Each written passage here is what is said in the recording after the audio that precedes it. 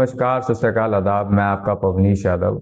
मैं मौजूद हूँ चौधरी चरण सिंह विश्वविद्यालय के टॉक्सिकोलॉजी डिपार्टमेंट में। टॉक्सिकोलॉजी डिपार्टमेंट ये एक केमिकल से रिलेटेड यहाँ पे स्ट्रीम्स जो बताई जाती है, सब्जेक्ट में बताया जाता है खाने में, और जितनी भी दवाइयाँ सारी चीज होती है उसमें केमिकल कितना है कितना नहीं, इसकी जो रिसर्च जो होती है यहाँ पर बच्चे सीखते हैं, अपने जीवन में आगे बढ़ते हैं।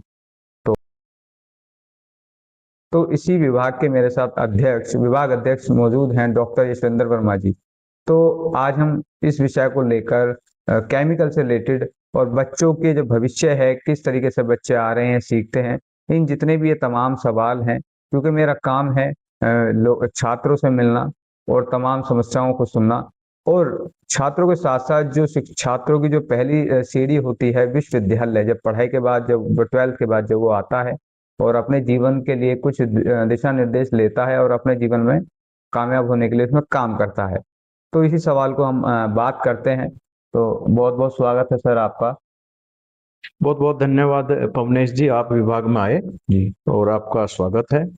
और जैसा कि आपने बताया अभी, आपने इंट्रोडक्शन वाले कि आप विभाग के बारे में कुछ जानकारी लेंगे। जी जी तो विश्व विज्ञान विभाग में जी जो केमिकल्स हैं हमारे, जी वो केमिकल्स कई रूप में पाए जाते हैं। जी पर्यावरण में खेती के लिए उपयोग करते हैं।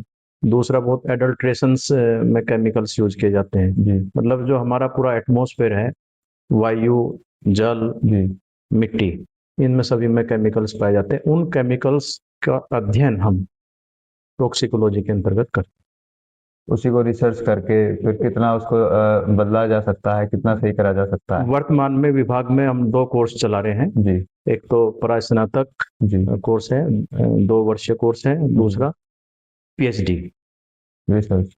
रिसर्च करा रहे हैं। जी एमएससी में प्रवेश के लिए बायो ग्रुप का बैकग्राउंड होना चाहिए। बीएससी बैकग्राउंड हो, बीएससी फोरेंसिक साइंस हो, बीएससी बायोटेक्नोलॉजी हो, माइक्रोबायोलॉजी हो, पर्यावरण विज्ञान हो, तो ये योग्यता उनके अंदर होनी चाहिए या क्वालिफिकेशन होनी चाहिए, तब जा करके हम एमएससी में एडमिशन ले सकते हैं। और अलग अलग जैसे केमिकल्स के भी कई प्रकार होते हैं। आपने सुना होगा पेस्टिसाइड्स हैं, इंसेक्टिसाइड्स हैं, हर्बिसाइड्स हैं, जी भारी धातुएं हैं, कार्बनिक अकार्बनिक रसायन हैं, तो गैसीज हैं, हार्मफुल गैसीज हैं। उन सभी के अध्ययन कैसे हमारे बॉडी के अंदर वो प्रवेश करते हैं अलग अलग माध्यमों से, जी उनका अध्ययन ही हम इन 2 सालों में बच्चों को करा करके भेजते हैं। टॉक्सिकोलॉजी का जो स्कोप है वो बड़ा वाइड है। जैसे सब्जियों में आलू जाना जाता है, आलू जी आप किसी भी सब्जी में प्रयोग कर सकते हैं। ऐसी टॉक्सिकोलॉजी विषय की खूबसूरती यह है कि आप इसको किसी भी फील्ड में लागू कर सकते हैं। मेडिकल में जाना चाहे तो वहाँ पे भी टॉक्सिकोलॉजी का स्कोप है। फोरेंसिक साइंस में जाए तो फोरेंसिक साइंस में भी स्कोप है। केमिकल साइंस में जाए तो केमिकल साइंस में भी स्कोप है। पर्यावरण विषय को लेकर के जो एनजीओज हैं, शोध संस्थान हैं, शिक्षण संस्थाएं हैं, उसमें भी हमारे बच्चे जाते हैं। और दूसरा बहुत ही बड़ा सेक्टर्स है फार्मा कंपनी। अभी अभी आप, यदि आप एक मास कम्युनिकेशन के छात्र के जी नाते आप अवेयर भी होंगे, जी अभी अभी जो उत्तर प्रदेश सरकार की जो नीतियां हैं, जी अभी सम्मेलन हुआ था पिछली बार लखनऊ में, उन्होंने कहा कि इस उत्तर प्रदेश को फार्मा हब बनाएंगे। तो फार्मास्यूटिकल कंपनी में हम बच्चों की बड़ी भारी डिमांड्स रहती है। तो उनके हर साल बच्चे मतलब आते हैं। तो पहले जैसे अगर हम देखा जाए, पहले हमारे पास एनवायरनमेंट नहीं था इतना, संस्थानें थी, तो उसके लिए माहौल जो होता है वो तरीका नहीं था। एनवायरनमेंट के बच्चे ज़्यादातर हमारे देश जो है वो ग्रामीण क्षेत्र से है सब लोग। तो पहले के स्टूडेंट और अब के स्टूडेंट में सर आप हमें क्या फर्क नजर आता है कि कितना अवेयर है इस चीज के लिए। नहीं, पहले से, और चूंकि हम भी ग्रामीण परिवेश से हैं, और ग्रामीण परिवेश के बच्चे बड़े मेहनती होते हैं। हाँ जी हाँ, मेहनती होते हैं, और वो आ करके अपने गांव से पढ़ते हैं और बड़ी मेहनत करते हैं। और विषय को जान कर करके जब उनको आइडिया हो जाता है, पहले 6 महीने में, पहले सेमेस्टर में उनको आइडिया हो जाता है कि इस विषय को करके मुझे ये जॉब मिलेगी, ये प्लेसमेंट मिलेगा, तो वो और भी मेहनत करते हैं और उनको उनका उनकी रुचि जगती है। और रुचि जगने के बाद में अभी भी ग्रामीण परिवेश के बच्चे हमारे विदेश में काम कर रहे हैं, फार्मास्यूटिकल कंपनी में काम, जो एमएनसी जो कंपनी है उनमें बहुत अच्छा प्रदर्शन हमारे बच्चों का है। और वो बच्चे ऐसे नहीं कि कहीं बंबई से आ रहे हो, कहीं दिल्ली से आ रहे, वो आसपास के अच्छा अच्छा। एनसीआर के, मेरठ एरिया के, सहारनपुर, मुजफ्फरनगर, ये जो आसपास के क्षेत्र के बच्चे ही हैं, विदेशों में भी हैं और अलग अलग मल्टीनेशनल कंपनी में भी बहुत अच्छी पोजीशंस पे कार्य कर रहे हैं।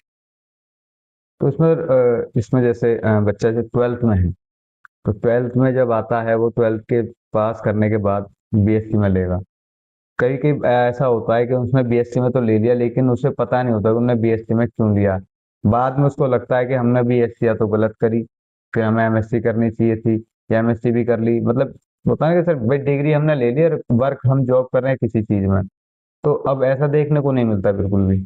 नहीं, ऐसा नहीं है। अब बच्चे सोच समझ करके प्रवेश लेते हैं, किसी भी आप विषय को लेंगे। हाँ। अब इतना बच्चों में जागरूकता इतनी आ गई है सोशल मीडिया के माध्यम से, तकनीकी के माध्यम से, ग्रामीण और शहर के बच्चे में कोई अंतर नहीं रहा। अंतर नहीं रहा। नहीं रहा। वो बड़ी सोच समझ करके, चाहे उसके पारिवारिक वो सलाह ले या खुद से बच्चों के, अपने क्लास के बच्चों से सलाह करके, उसको ये आइडिया होता है कि इस विषय में मुझे जाना है। ये वो बिल्कुल एक उद्देश्य लेकर के प्रवेश लेता है।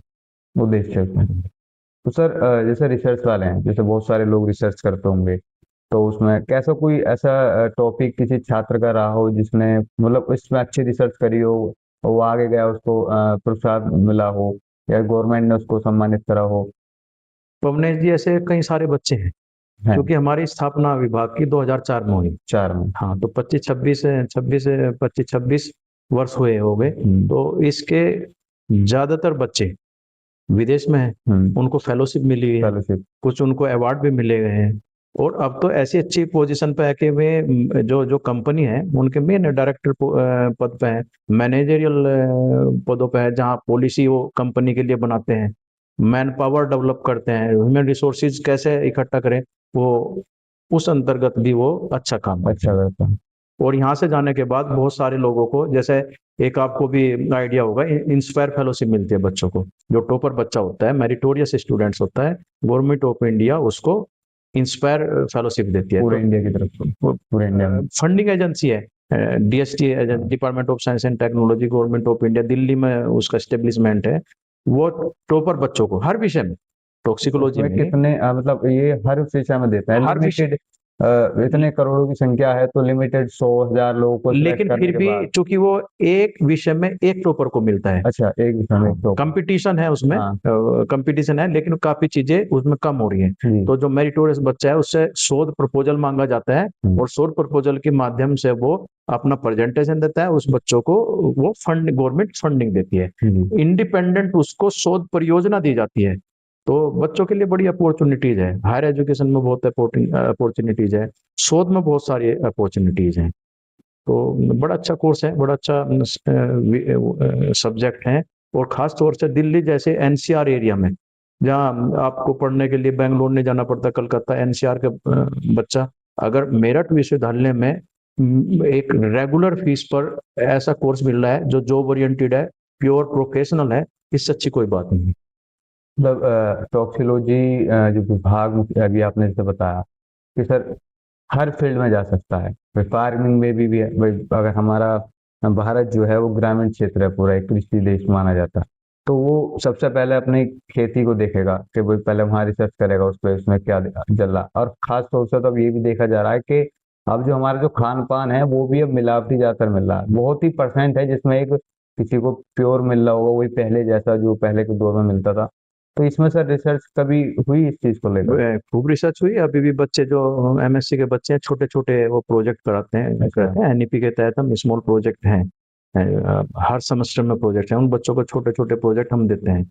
और पवनेश जी, हमारा आप ग्रामीण परिवेश से हैं, आप देखेंगे जो खेती की जो किस्में आ रही है उनके लिए फर्टिलाइजर्स, पेस्टिसाइड, इंसेक्टिसाइड बड़ी होती है। आपने महसूस भी किया होगा, आप शाम को अगर चौपाल पर बैठेंगे, जी। किसान बैठे रहते हैं और आमतौर से चर्चा करते हैं, जी। तो वो बड़े मजे से बताते हैं कि आज मैंने प्रति बीघा इतने किलोग्राम पेस्टिसाइड डाला। हाँ, वो खुश होकर के बताता है। दूसरा कि आपने इतने डाला, मैंने इतने डाला है। हाँ। उसकी मजबूरी है, उसको यील्ड लेनी है। और दूसरा, क्रॉप को इंसेक्ट्स वगैरह से, जो पेस्ट हैं, उनसे बचाना भी है। वो मजबूरी है किसान की।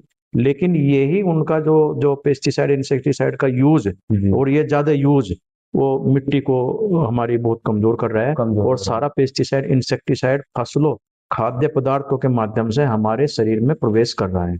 और जो पेस्टिसाइड इंसेक्टिसाइड के माध्यम से जो केमिकल और कंपाउंड्स जो प्रवेश कर रहे हैं वो इतने खतरनाक हैं कि वे हमारी बॉडी के जो अंग है उनमें वो इकट्ठा हो जाते हैं और वो कई कई साल तक वो एक्यूमुलेशन बोलते हैं, उसको बायो मैग्निफिकेशन भी बोलते हैं, अलग अलग ट्रॉफिक लेवल के लिए, तो वो बड़ा हार्मफुल रहता है। तो बहुत सारे अब देखे हुए बीमारियां सब हो रही है। पल पल पे कभी हाँ, कुछ ना ये कुछ। तो एक आप मिलावट मतलब इसको प्रयोग कर रहे हैं। हाँ जी, इसके अलावा एडल्ट्रेशंस हैं जिसको हम आप बोलते हैं कि मिलावट कर रहे हैं, मिला। वो अलग से एक समस्या है।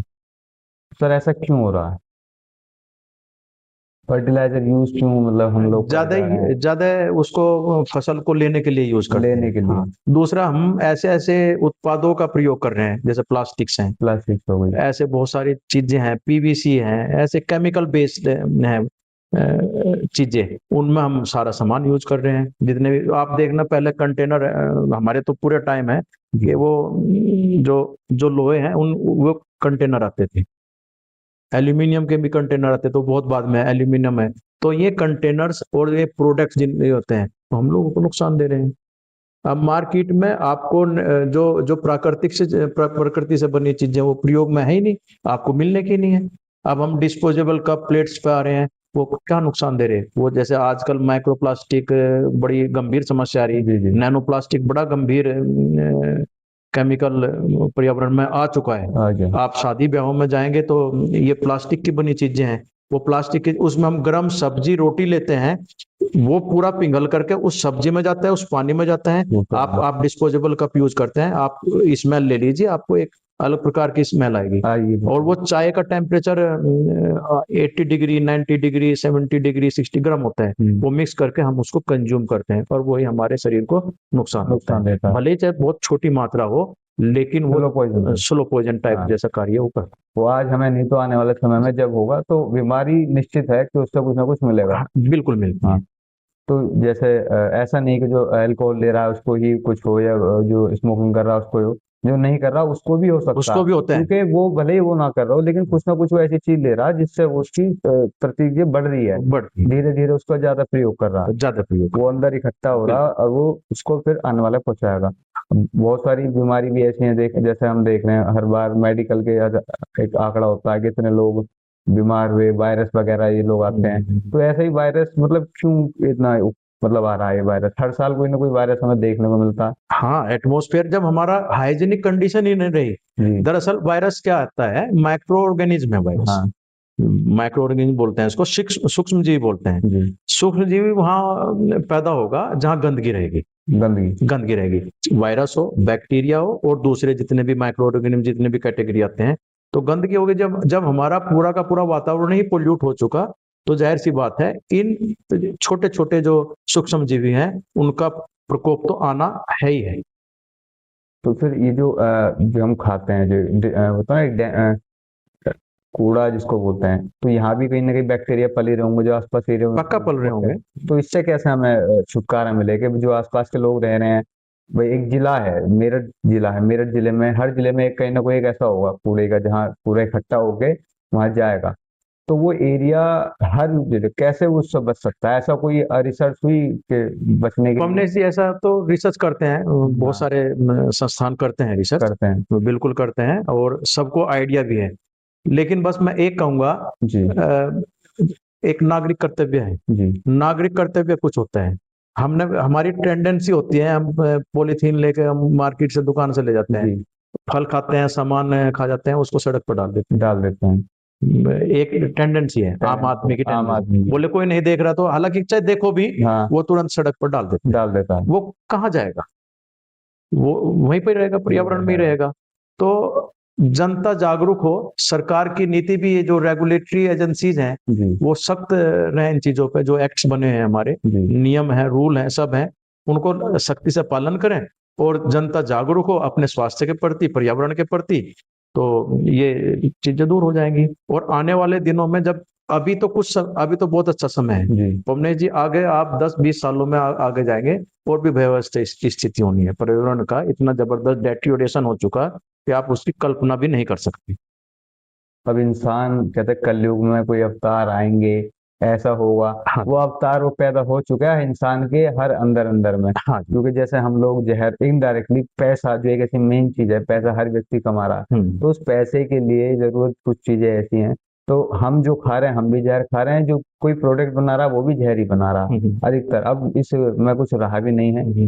तो सर बाकी आप आने वाली जनरेशन को, और जो विभाग में आए या कहीं भी टॉक्सिकोलॉजी डिपार्टमेंट से रिलेटेड वो कहीं भी एडमिशन ले अपने भविष्य के लिए, कुछ एक थोड़ा सा संदेश दे दीजिए बच्चों के लिए, देखकर उसमें वो लग जाएगा। बच्चों के लिए संदेश यही है कि हाँ एक जागरूकता बहुत जरूरी है, जी और शुरुआत अपने से करनी पड़ेगी। अगर मैं कोई रूल का पालन कर रहा हूँ, सपोज करो मुझे करना कि भाई प्लास्टिक पन्नी मैं प्रयोग नहीं करूंगा, जी मैं घर से थैला ले जाऊंगा, ये संभव ना हो, हाँ तो उस पन्नी को आप एक दवा के लिए एक हम कोई छोटी सी चीज सामग्री लेते हैं, जी और हमें कोई दुकानदार पन्नी दे रहा है, उसको मत लीजिए, आप अपनी जेब में डाल दीजिए। तो छोटा छोटा एक एक कदम ये एक बड़ा बदलाव ला सकता है। और सबसे बड़ी बात है जागरूकता की, बच्चों को, विद्यार्थियों को, या ये सभी को, समाज के सभी व्यक्तियों को अपने नागरिक कर्तव्य समझ करके जी उसका पालन करें। जो सरकार के जो जो गलत चीजें हैं उसका जी। ना प्रयोग करें। और यही एक संदेश है बच्चों के लिए। शिक्षा से रिलेटेड। शिक्षा से है कि ये इसका जो सरकार की एनईपी के तहत बहुत सारे कोर्सेज हैं, हाँ माइनर कोर्सेज हैं, पर्यावरण से संबंधित जागरूकता कोर्सेज हैं। हमारे जैसे विभाग में चलने वाले टॉक्सिकोलॉजी अगर आप पढ़ेंगे तो आप उसको पूरा का पूरा आप उसकी मैकेनिज्म ही आप उसके अध्ययन आप कर लोगे। जी तो ये जब जानकारी होगी तभी हम किसी से बचाव करेंगे। आप दुश्मन से कब लड़ेंगे? जब आपको दुश्मन की पहचान हो। पहचान हो। यदि आपने दुश्मन को पहचाना ही नहीं तो ना तो आप प्रोटेक्शन कर सकते हैं ना लड़ाई कर सकते ना हैं। लड़ाई तो कर। आपको पर्यावरणीय दुश्मनों से आपको बचना पड़ेगा, तभी आप उससे प्रोटेक्ट हो सकते। तो जैसा आप सबने देखा, हमारी चर्चा जो हुई, मैं उम्मीद करता हूँ कि ये चर्चा आपके जीवन में सार्थक होगी। और अभी लास्ट में जाते जाते दो बात बोली सर ने, कि शिक्षा से रिलेटेड बात और पर्यावरण से रिलेटेड बात। जो झोले पॉलिथीन जो आजकल ट्रेंड जो चल रहा है, पहले एक जमाना था कि जब सामान लेने जाते थे हम लोग तो एक कपड़े का झोला हुआ करता था, वो झोला कपड़े का वो समाप्त हो रहा है। वो पन्नी वाला आजकल ज्यादा ट्रेंड चल रहा है। हालांकि जो हम जो कपड़े पहनते हैं, हम जो डिस्ट्रीब्यूट करते हैं उन लोगों को, तो वो कहीं ना कहीं हमें ये पहल भी उठानी चाहिए ताकि वो इनडायरेक्टली होते हुए हमारे पास, सबके पास वो झोला हर घर तक पहुंचे। और शिक्षा वाला जो पॉइंट था जो सर ने अभी बोला, कि हर बच्चों को अपने जीवन में शिक्षा लेनी चाहिए। और टॉक्सिकोलॉजी डिपार्टमेंट में हूँ, तो यहाँ के जो इतने भी छात्र हैं, छात्राएं हैं, जो आएंगे यहाँ को रिलेटेड, अपने पढ़ाई से रिलेटेड, और उस देश के लिए कुछ करेंगे, अपनी फार्मिंग के लिए कुछ करेंगे, इस जहर को जो ये पल रहा है उससे बचाने का काम करेंगे। तो जब तक के लिए आप हमसे जुड़े रहिए, देखते रहिए पवनी छात्र चैनल। मुलाकात होती है आपसे अगले वीडियो में। धन्यवाद।